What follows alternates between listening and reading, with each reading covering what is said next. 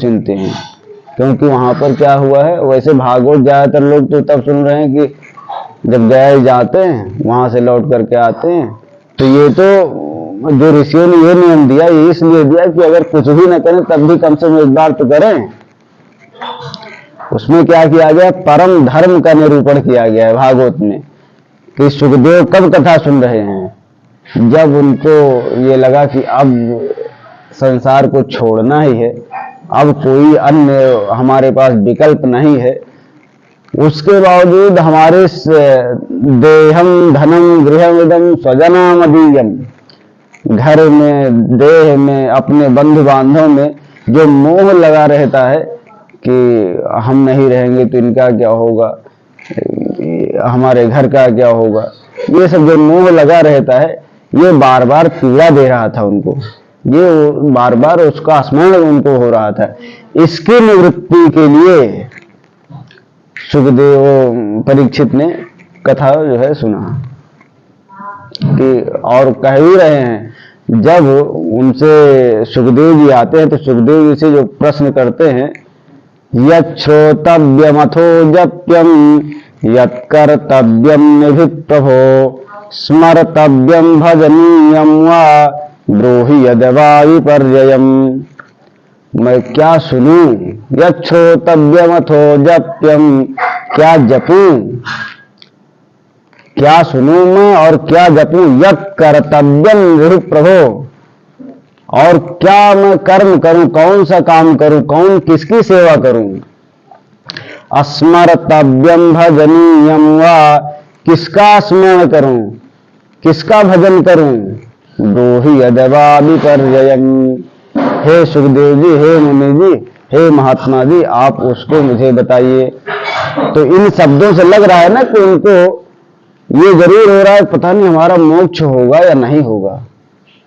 इन शब्दों से लग रहा है ना, यच्छ्रोतव्यमथो जप्यम, क्या सुनूं मैं, कहाँ जाऊं मैं, किससे क्या पूछूं मैं, क्या जपूं मैं, किसका नाम लूं कि हमारा मतलब मोक्ष हो जाए।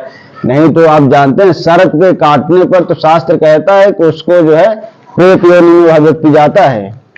तो इससे इन शब्दों से लग रहा है ना कि भय हो रहा है उनको, वो भय उनको सता रहा था। इसके निवृत्ति के लिए ही उन्होंने भागवत कथा सुना, और भागवत कथा में सुखदेव जी ने उनको क्या सुनाया, परम धर्म का निरूपण किया।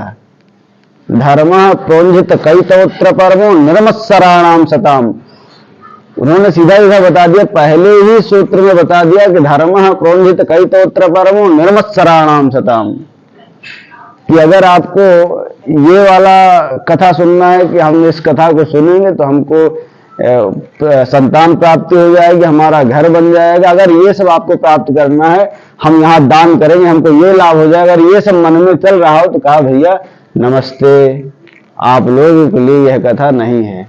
सीधा सीधा सुखदेव जी ने एक ही सूत्र बता दिया, व्यास जी ने लिखा एक ही सूत्र बता दिया, धर्म प्रोंजित कैतोत्र परमो निर्मत्सराणाम सताम।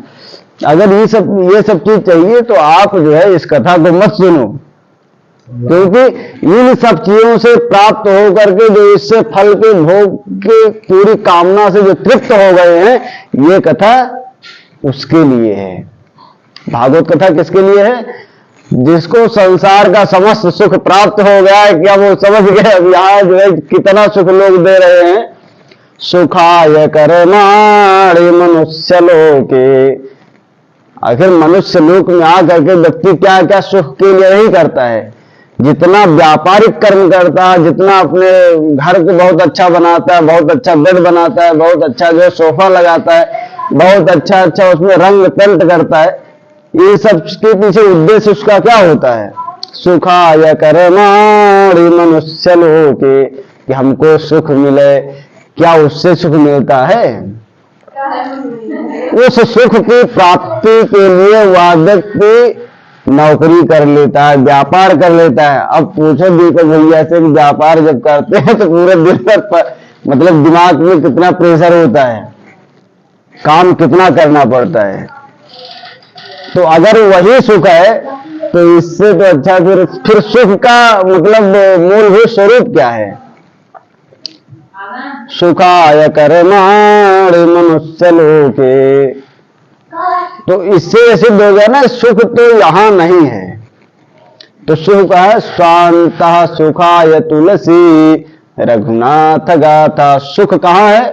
तो तुलसी जी कहे स्वांतः सुखाय तुलसी रघुनाथ गाथा भाषा निबद्ध मति मंजुल मातनोति। किसमें सुख है?